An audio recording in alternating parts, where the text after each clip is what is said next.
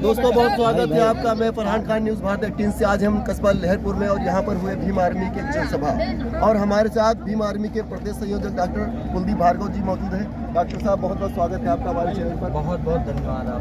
Doctor साहब, आपने यहाँ पर अभी जनसभा की हम लोगों ने देखा, काफ़ी मात्रा में लोग यहाँ पर इकट्ठा हुए, तो आप किन किन मुद्दों को लेकर यहाँ पर आपने बात की, जरा हमारे चैनल के माध्यम से आप लोगों को। ये समझ लीजिए आप, चुनाव के पहले की एक विचार है और ये हमारे साथियों के द्वारा, भाई अश्विनी जी ये तहसील से हैं, भाई सभी जी जिला महासचिव हैं, भाइयों के नेतृत्व में ये सभा आज इसका नाम दिया गया बहुजन भाईचारा सम्मेलन।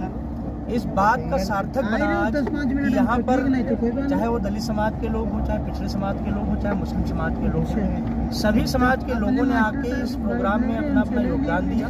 और इस बात का हमने आज यहाँ से आह्वान किया है कि अब जो मैंने अभी बाबा साहब की बात की अपने वक्तव्य में कि अब रानी के पेट से राजा नहीं पैदा होगा, अब गरीब का बच्चा भी राजा बनने का ख्वाब देखेगा। और हम हमारे संगठन में ये ताकत पैदा की जाएगी कि एक रिक्शा चलाने वाला, एक पल्लीदारी करने वाला, एक चाय बेचने वाला, हर वो व्यक्ति ख्वाब देख सकता है कि हम विधायक बनेंगे और हम एमपी बनेंगे। और इसको करने में ये आज हमारे साथी और आपके मंच पर ये खड़े हमारे मुस्लिम समाज के भाई, इन्होंने जो आज हुंकार भरी मुझे जो ताकत दी है, तो मैंने इनसे वादा किया है कि चुनाव के बाद में लहरपुर शहर में कम से कम 10,000 लोगों की एक यात्रा निकाली जाएगी। और उस यात्रा इस बात के लिए होगी कि आने वाले समय में ये बहुजन समाज, ये मुस्लिम समाज अब अपने हक अधिकार के लिए रोड पर उतरेगा। अगर तुम मांगने से नहीं दे रहे तो कोई बात नहीं, छीन के लेंगे।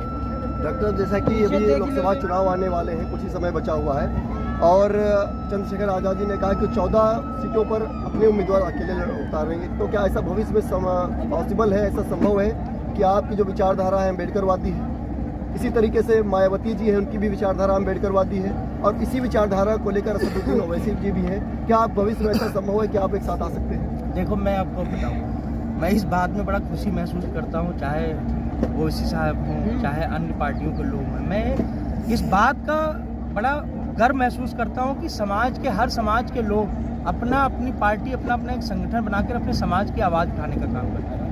पहले का लोकतंत्र जो भारत का था वो इस बात की ओर ही कहता था कि संसद में हर जाति के लोग, हर धर्म के लोग मौजूद होने चाहिए। लेकिन जो प्रेजेंट टाइम चल रहा है, जो इस समय जिनकी सरकार है, वो तानाशाही सरकार है, वो नहीं चाहती कि ओवैसी संसद में रहें, वो नहीं चाहती चंद्रशेखर आज़ाद संसद में रहे, वो नहीं चाहती कि बहन कुमारी मायावती जी संसद में रहे। उसको ऐसा लगता है कि जो हमारी चाटुकारिता करे, जहाँ से हमको लाभ हो सकता है, संसद में सिर्फ वही बोले। बहुत सारे लोग देख रहे हो आप, बैन कर दिए जा रहे हैं, उनकी सदस्यता खत्म कर दी जा रही है। मुझे इस बात में कोई कुताही नहीं होता कि ओवैसी जी एक अच्छी पार्टी चला रहे हैं, मुस्लिम समाज उनको अपने नेता रूप में देख रहा है, वो भी बाबा साहब के लिए समय समय पर बोलते आए हैं, आवाज़ उठाते आए हैं। अच्छा लगता है कि ऐसे लोग बोलते।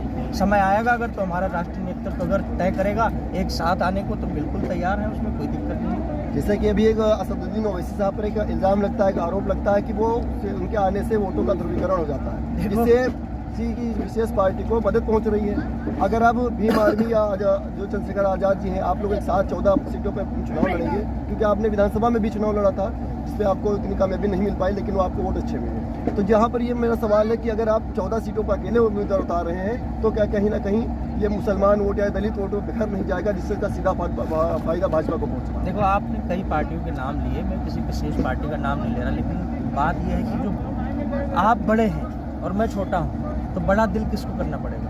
आपको करना पड़ेगा। तो जो बड़ी पार्टियां अपने आप को कह रही हैं, उनको बड़ा दिल करना पड़ेगा कि ठीक है आओ और हमारे में हिस्सेदारी लो।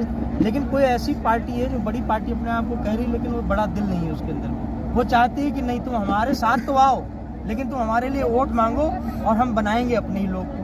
तो क्या इस बात की गारंटी है कि हम अब वो अपने आप तुम्हारे लोगों को बनाने के लिए भी तैयार हैं? लेकिन क्या गारंटी इस बात की है जिन लोगों को बनाएंगे वो बिक नहीं जाएंगे? आप ओवैसी साहब की बात की, आपने आपको एक बात बताऊं, मैं बिहार में 5 विधायक बनाए हुए, 5 विधायक बनाए, तो जो अभी आपने कहा लोगों ने आरोप लगाया कि वो बीजेपी की बी टीम है, मैं इस बात से बिल्कुल यकीन नहीं रखता कि कोई भी पार्टी आएगी नहीं और वो अगर अपने लोग जिताती है, अपने लोग खड़े करती है, तो बी पार्टी, उसको अधिकार है इस संविधान में कि वो अपनी पार्टी आए, अपनी बढ़ाए, अपने लोग खड़े करें। लेकिन आपने एक चीज़ देखी होगी, जो 5 विधायक जीते वहाँ पर, उस इलेक्शन खत्म होने के बाद में 5 में से 4 विधायक जो है बिक गए, वो चले गए दूसरी पार्टी में। तो दिक्कत इस समाज में ये है कि जब तक तुम मिशन के लोगों को प्रत्याशी नहीं बनाओगे, उनको जिताकर संसद नहीं भेजोगे, उनको जिताकर आप विधानसभा नहीं भेजोगे, तो आप चाहे जिसको भी जिता लो, जाकर वहाँ बिक जाएगा। बहुजन समाज की जब मैं बात करता हूँ तो उसमें सारी जातियाँ आ जा रही हैं। बहुजन समाज के लोगों ने समय समय पर बहुत लोगों पे भरोसा किया, लेकिन जिन पे भरोसा किया, जिनके आप अभी नाम लिए, बहुत लोगों के, जिनके आप नहीं भी लिए, उन लोगों को समय समय पर वोट दिया गया, बनाया गया, लेकिन क्या हुआ, जब उधर से कम पड़ा तो इन्होंने इधर से बटोर के दे दिया। साहब, ठेकेदारी का काम बंद होना चाहिए। सर कि आपसे आगे एक और आखिरी सवाल मेरा है, क्या सीतापुर लोकसभा से भी आपका कोई प्रत्याशी आ सकता है लोकसभा चुनाव में? अभी इस पे मंथन चल रहा है और राष्ट्रीय नेतृत्व जो है वो डिसाइड कर रहा है कि कहाँ की कुछ बातें गठबंधन की जैसा भी होगा, तो राष्ट्रीय नेतृत्व जो उसकी कोर कमेटी है वो बैठ के बातचीत कर रही है। मेरे हिसाब से 1 हफ्ते के अंदर में पूरा दृश्य साफ हो जाएगा कि कहाँ पे चुनाव लड़ना है। और जैसे ही दृश्य साफ होगा, अगर सीतापुर में ऐसा कुछ आदेश आता है तो हम सब पूरे धन बल के साथ ही लड़ेंगे और पूरी मेहनत करेंगे। जैसा कि अभी आपकी जब यहाँ पर जनसभा को आप संबोधित कर रहे थे, तो मैंने लोगों से यहाँ पर बात की, तो लोगों यहाँ पर चंद्रशेखर जो साहब हैं उनको देखने के लोगों में बड़ी लालसा दिखाई दी। तो क्या आप ये बताइए मुझे, क्या लोगों को आप मेरे चैनल से बता सकते हैं कि चंद्रशेखर जी कब लहर हो रहा है? अभी मेरे हिसाब से 2 महीना हुआ है। 2 महीना पहले सीतापुर आए थे रामलीला मैदान में, और जब आए थे तो मैंने मन से भी कही थी कि आज राम मैदान में रावण करता है, और जब आए तो गर्दा उड़ा के गए यहाँ से। पिछले वाले चुनाव में 22 वाले इलेक्शन में आपके बगल में हरगांव आए थे और लहरपुर होके ही निकले थे, लेकिन लहरपुर क्योंकि ये उसमें आता नहीं था उस विधानसभा में, क्योंकि वहाँ से प्रत्याशी खड़े थे माननीय सौरभ किशोर जी, तो वहाँ चुनाव प्रचार में भी आए थे। अगर यहाँ से प्रत्याशी कोई लड़ता है, आपके लहरपुर क्षेत्र से लड़ता है, तो मैं आपको भरोसा दिलाता हूँ कि जल्द ही भाई चंद्रशेखर आज़ाद जी आपके शहर भी आएंगे। और नहीं भी अगर कोई लड़ता है तो चुनाव खत्म होने के बाद में जिस हिसाब से यहाँ के लोगों का, स्थानीय लोगों का प्यार मिल रहा है, मैं आपसे वादा करता हूं कि जल्द ही उनसे आने का यहाँ आग्रह करूंगा, अपने लोगों के बीच में जाने का। जैसा कि आपने भी जिक्र किया यहाँ पर हरगांव विधानसभा का, तो जब हरगांव विधानसभा में चंद्रशेखर आज़ाद जी आए हुए थे तो मेरी मुलाकात उनसे हुई थी और एक बात कही थी कि सीतापुर जिले को भीम आर्मी का या आज़ाद समाज पार्टी का गढ़ बनाना है, तो उसके लिए आपके क्या मोटिव है, क्या उद्देश्य है यहाँ पर? जो उन्होंने, वो दूरदर्शी बहुत हैं, हमारे नेता बहुत दूरदर्शी, वो पहले से जान लेते कहाँ भविष्य है। जब वो आए थे 22 में तो उतना संगठन मजबूत नहीं था, लेकिन अभी जो इस साल में 24 और 23 में हमारे प्रोग्राम हुए, जब हमारे राष्ट्रीय अध्यक्ष जी भाई विनय रतन सिंह जी आए, तो टोल टैक्स से लेके और छीतापासी किले तक, वहाँ से लेके वहाँ तक पूरा काफिला था, कहीं बीच में जगह नहीं थी। और वो भाई विनय भाई ने खुद मुझसे पर्सनली कहा ये बात कि आने वाला समय भीम आर्मी का सीतापुर में बहुत ही खुशनुमा होने वाला है। और जब चंद्रशेखर भाई आए तब भी संख्या इतनी थी कि वहाँ मैदान में सीतापुर में जगह नहीं थी। हरदोई जो चौराहा है वो शायद 2 से 3 घंटे जाम रहा। तो आप हरगांव गए होंगे तो आपको बहुत अच्छे से पता होगा, तब उस समय जब आए थे तो हरगांव भी जाम रहा था 2-3 घंटे।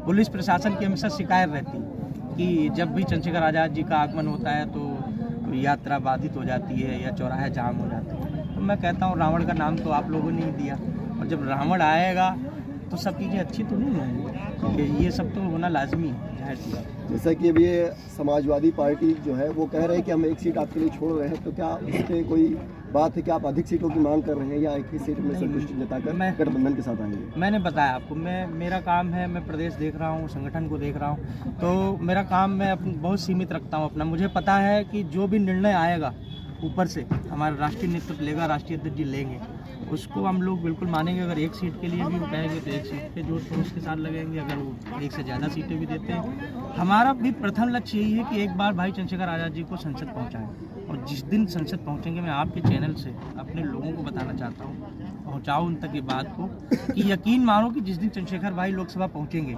उस दिन कोई लोकसभा में गुलाम नहीं बोलेगा, उस दिन एक शेर दहाड़ेगा और लोग टीवी ऑन करके बैठेंगे कि आज पहला भाषण होगा चंद्रशेखर आज़ाद जी का। असली मुद्दे, चाहे वो मुसलमानों के हों, चाहे वो दलितों के हों, चाहे वो पिछड़ों के, असली मुद्दे उस दिन आपको लोकसभा में दिखाएंगे।